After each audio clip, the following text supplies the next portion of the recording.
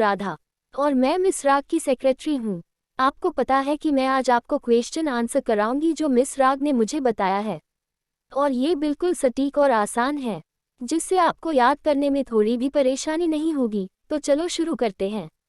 Class 8 political science chapter 1 भारतीय संविधान। एक नागरिक के रूप में देश के लोगों के लिए संविधान महत्वपूर्ण क्यों है? उत्तर, एक नागरिक के रूप में देश के लोगों के लिए संविधान इसीलिए जरूरी है क्योंकि बिना किसी नियम और कानून के कोई भी देश को चलाना मुश्किल है।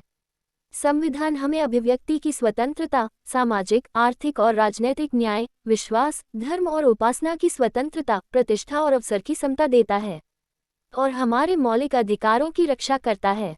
2. स्वतंत्रता आंदोलन के दौरान भारत के लोगों ने अपना संविधान बनाने की मांग क्यों रखी होगी? उत्तर, भारत के लोग अंग्रेजी सरकार से त्रस्त थे। लोगों के पास न आर्थिक आज़ादी थी, न सामाजिक और न ही राजनीतिक आज़ादी हासिल थी। अपने मन की बात रखने की भी स्वतंत्रता नहीं थी। दमनपूर्ण शासन से त्रस्त भारत के लोगों को लगने लगा कि जब तक अपना संविधान देश में लागू नहीं होगा, तब तक लोगों को बेहतर शासन प्राप्त नहीं होगा। अतः स्वतंत्रता आंदोलन के दौरान भारत के लोगों ने अपना संविधान बनाने की मांग रखी।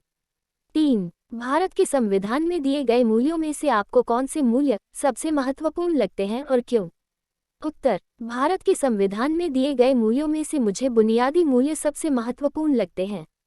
इन मूल्यों में प्रमुख है लोकतंत्र, स्वतंत्रता, समानता, न्याय और धर्मनिरपेक्षता।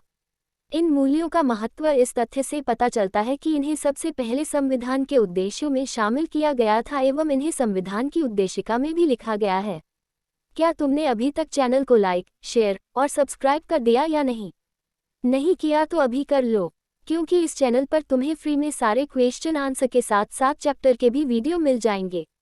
4. संविधान में दिए गए समता और सामाजिक न्याय को लागू करने के लिए सरकार द्वारा जो योजनाएं चलाई जा रही हैं, उन्हें निम्न तालिका में भरिए। आय समता का मूल्य, सामाजिक न्याय। उत्तर, आय समता का मूल्य तारांकन अनुसूचित जाति और जनजाति के बच्चों के लिए छात्रवृत्ति की योजना, तारांकन वृद्धा पेंशन, तारांकन दिव्यांगता पेंशन, तारांकन कन्या उत्थान योजना। सामाजिक न्याय, तारांकन बच्चों में मुफ्त पुस्तक वितरण, तारांकन छात्राओं के लिए साइकिल योजना, तारांकन मेधावी छात्रों के लिए स्कॉलरशिप की व्यवस्था, तारांकन पहिया कुर्सी का प्रबंध। 5. गद्यांश के प्रश्नों का उत्तर दें। आज संविधान सभा की मूल अधिकारों की समिति में कौन कौन से विचार प्रमुख रूप से उभर रहे थे? उत्तर, संविधान सभा की मूल अधिकारों की समिति में 2 विचारधाराएं प्रमुख रूप से उभर रही थीं। एक विचारधारा यह मानती थी कि अधिकारों के इस प्रतिवेदन में जितने अधिक से अधिक संभव हों, अधिकार शामिल करने चाहिए जो अदालत में सीधे लागू किए जा सकें। इन अधिकारों को लेकर कोई भी नागरिक बिना किसी कठिनाई के सीधे अदालत जा सके और अपने अधिकार प्राप्त कर सके।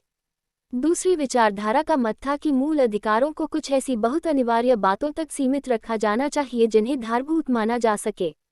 अरे, मैं ये बताना भूल गई कि आप हमारे साथ इंस्टाग्राम, व्हाट्सएप और फेसबुक पर भी जुड़ सकते हैं, सो फॉलो फॉर मोर। आप इनमें से किस विचार के साथ सहमत हैं और क्यों? उत्तर, मैं प्रथम विचार से सहमत हैं क्योंकि यह विचारधारा लोगों को अधिक से अधिक अधिकार देने की पक्षधर है जिन्हें अदालत की सुरक्षा भी सीधे सीधे प्राप्त होगी। 3. संविधान सभा में सदस्य किस तरह किसी निर्णय पर पहुंचते थे? गद्यांश के आधार पर अपने शब्दों में लिखिए। उत्तर, संविधान सभा के सदस्य काफी बहस कर अंत में किसी मुद्दे पर बीच का रास्ता निकालते थे, जिसे एक अच्छा मध्यम मार्ग माना जा सकता था।